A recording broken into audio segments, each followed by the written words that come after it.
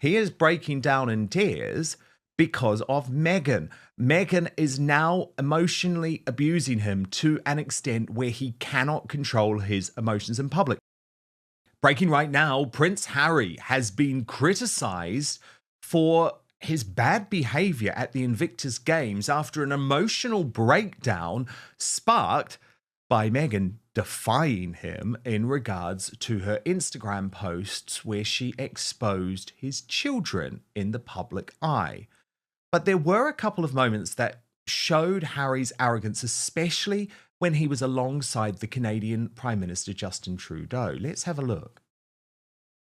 That you can take that back to Ukraine with you. I said the same thing last time in Düsseldorf, but I know there's new faces and new competitors here.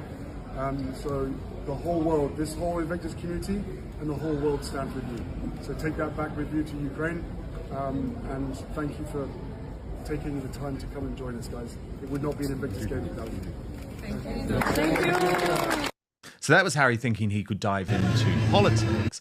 But look at what happened here when a young guy just tried to get a photo with Prince Harry, who's apparently the people's prince. No, no, no, says the heavy-handed security man.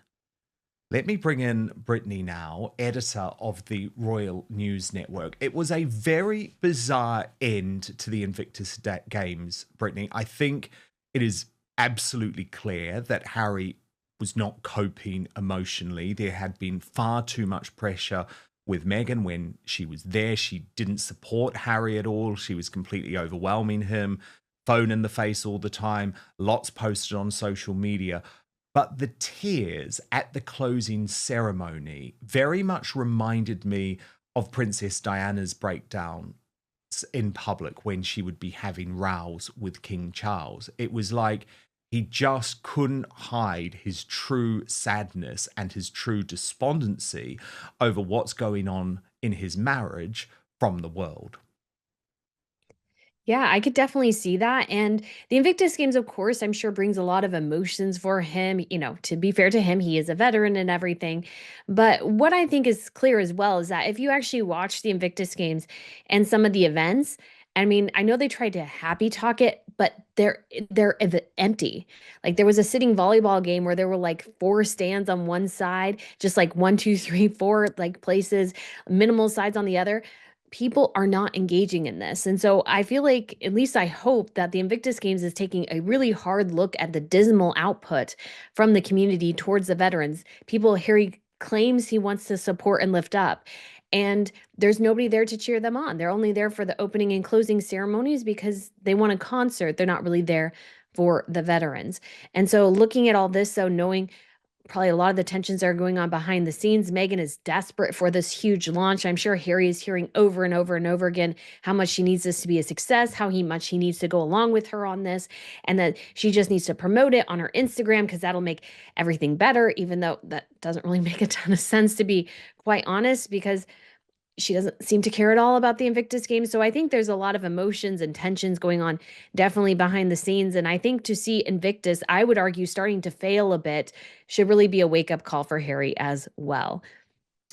Yeah, indeed. I think it should be a wake-up call from him, big for him. But the problem is, when I talk about this, Brittany, I'm actually not saying it with any sympathy or empathy for Harry. I mean, look at the absolute misery in that image, for example.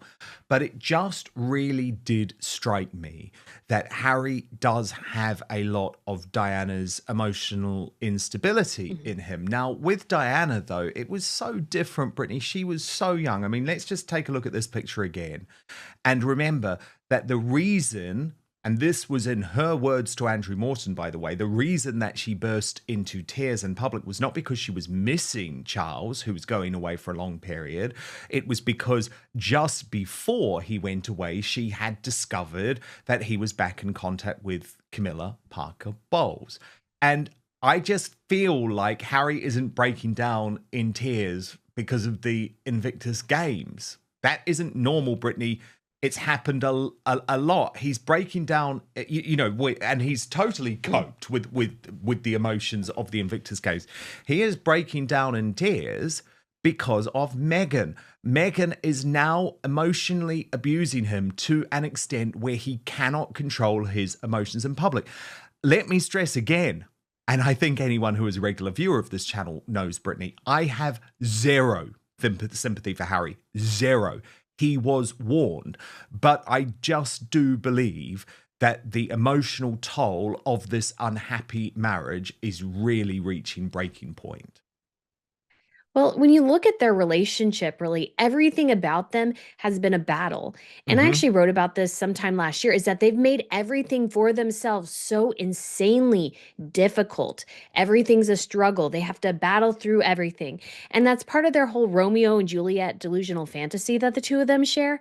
But, we all know how Romeo and Juliet ended. They both died. So that's not really a good analogy in some ways, because it's for Harry and Meghan to lean on, because it's going to lead them to disaster too. You can't live in that delusional fantasy forever. And I had always imagined that, at least when it comes to Harry, he would always begin to resent her at some point, because he realized what she cost him. She cost him time with his grandparents, time with his father, his brother, his niece and nephews. Meghan has cost Harry so much, his place in the royal family, his purpose in life. I think he's just rudderless. And then he has Meghan dictating all these things to him, putting so much pressure on him and them, because they need so much money, because she needs more trinket jewelry and more designer clothes and all these sorts of things to feel fulfilled. And he never can keep up with it. And he never can she's never happy. And so he's constantly, I think, trying to make her happy, and it's making him miserable. And so I'm sure he's just praying that this is a success, because if it's not, things are just going to go from bad to worse for them at home, because she needs all this money, all this accoutrement, and he just can't provide it to her. But that's the relationship they set up. They knew this going in. Harry was warned time and time again by basically everyone in his life that she was bad news. He went with her anyways, and now he's got to suffer with the consequences. But first, you know how often I talk about the need for free speech to be protected, but I've been thinking a lot lately about the need for personal protection online from snoopers, bad actors, and hackers. But don't worry, I have found the fail-safe solution. And what's more, this VPN is a life changer when it comes to providing you entertainment and information from anywhere in the world, wherever you are. So let me introduce you to Surfshark, an incredible, easy-to-use service that encrypts all your internet traffic, meaning your online activities stay safe, allowing you to shop, to stream, to browse, to conduct your banking online in complete privacy. But the benefits of Surfshark go way beyond keeping you safe online. This service allows you to access your favorite entertainment or news shows or channels, or access, by the way, to streaming services like Hulu, iPlayer, HBO Max, and Peacock. Or if you've got a streaming service already, but your favorite show happens to be geo-blocked, maybe on Netflix or Amazon Prime or Disney Plus, within seconds, you can actually be watching as if you are in another country. This is such a good service. Really helps, by the way, if you're traveling for work or on holiday and you want to get your favorite local content from home, including sports, which is very often subject to geo-blocking. Plus, Surfshark is an insurance policy against creeping censorship in many countries which block some of these services. Effectively, you can watch anything, anytime, anywhere. It is true freedom. There's also so much you can do with VPNs, right? It's a way to save you money and get the best deals from websites that change their prices depending on where you're buying from. So you can actually sign in to multiple countries and check the price before buying. There are other benefits too. Surfshark is available to use on unlimited devices, which means your entire household, so your husband, your wife, your kids, can stay safe with just one subscription. And there are over 3,200 servers in over 100 countries, meaning a world of choices at your fingertips with 24/7 customer service if it is your first time using a VPN. So go to surfshark.com/outspoken for an extra 4 months of Surfshark at an unbeatable price. What's more, Surfshark is so confident they're the best VPN in the world that you can give it a try for a full 30 days. And if you're not entirely satisfied, you will get your money back.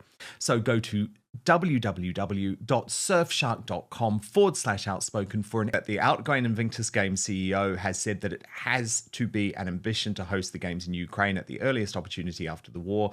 Dominic Reid also criticised UK coverage of the games, saying he was very disappointed. And you responded, Brittany, saying Invictus needs to stop blaming the media for its failings. The coverage was disappointing because the Invictus Games itself is wildly subpar in its PR, social media, marketing, etc. They let the games become the Harry and Meghan show, and the media is just following their lead. And Brittany, I said amen to that. This is the ultimate example of trying to shoot the messenger. And as the Daily Telegraph revealed over the weekend, Brittany, Harry and Meghan were not working at all with Team Invictus. They were doing their own thing. They have hijacked the games to try and help the launch of Meghan's Netflix show. Now, Harry might be upset about that. And yes, in fairness, he did send her home. But, and this is the big but, it's not good enough. He's allowing his legacy to be destroyed by his mad wife. Exactly. You look at the Invictus Games right now, and you can't name a single competitor. You don't know what countries are there, except for maybe a handful, and some of those are kind of the obvious ones. You know nothing about the Invictus Games. And that is not the media's fault. That's Invictus's fault, because I was watching their social media. And yes, occasionally they would maybe profile a competitor, but they did not do that as much as they should have.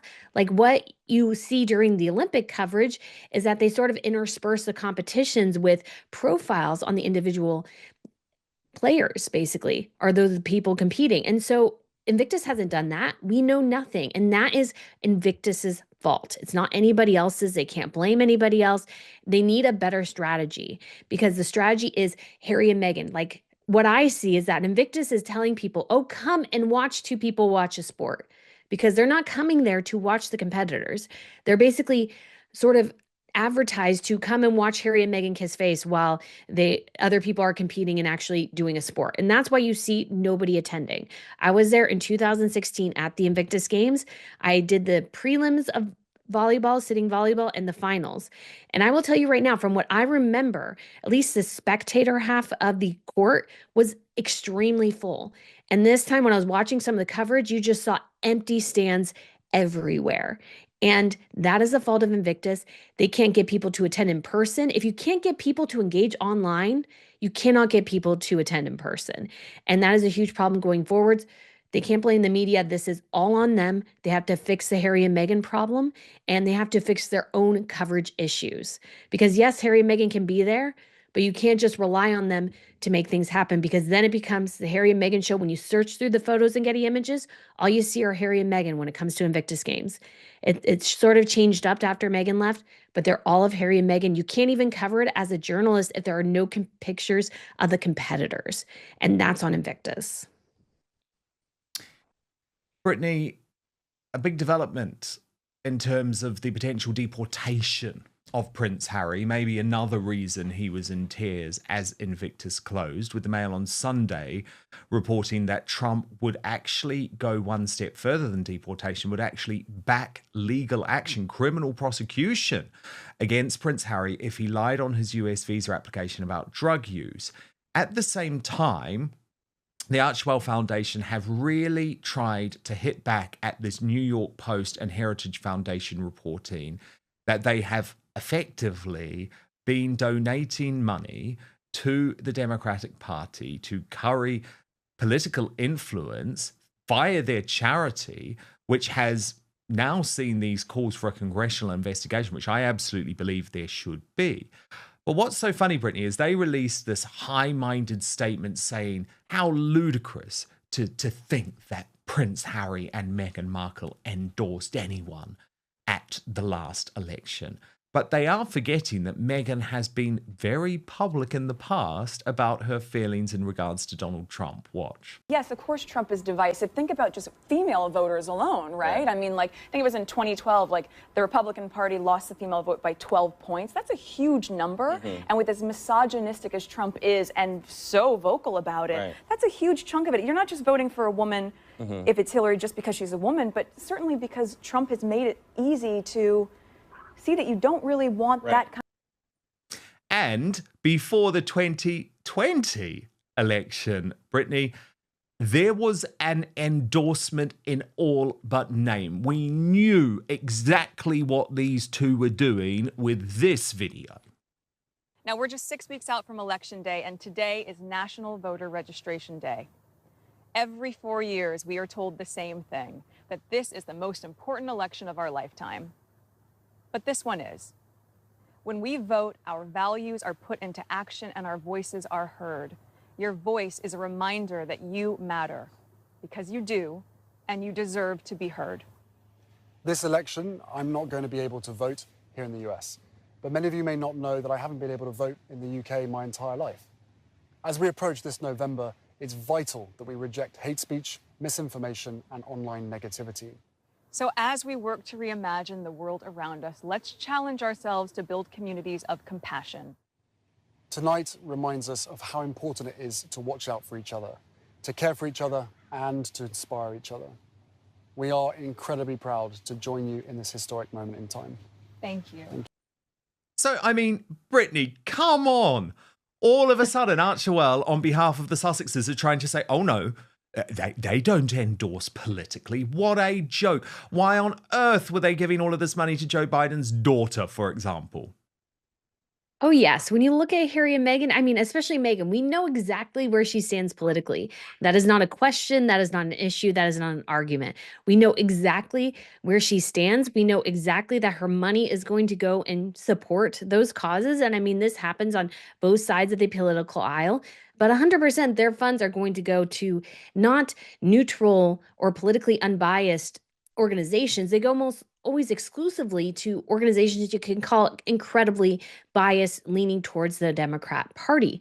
And that's not necessarily totally bad but for them to argue that they're unbiased or neutral is just absolutely ridiculous. And I think when it comes to Donald Trump and Prince Harry, I would tell Harry and Meghan right now, tread carefully, because this administration seems to be watching everything very closely. We have everything going on with Doge and everything. And so Harry and Meghan and where they've sent their money, what money they might have received in part with USAID grants is all going to come under scrutiny, I think.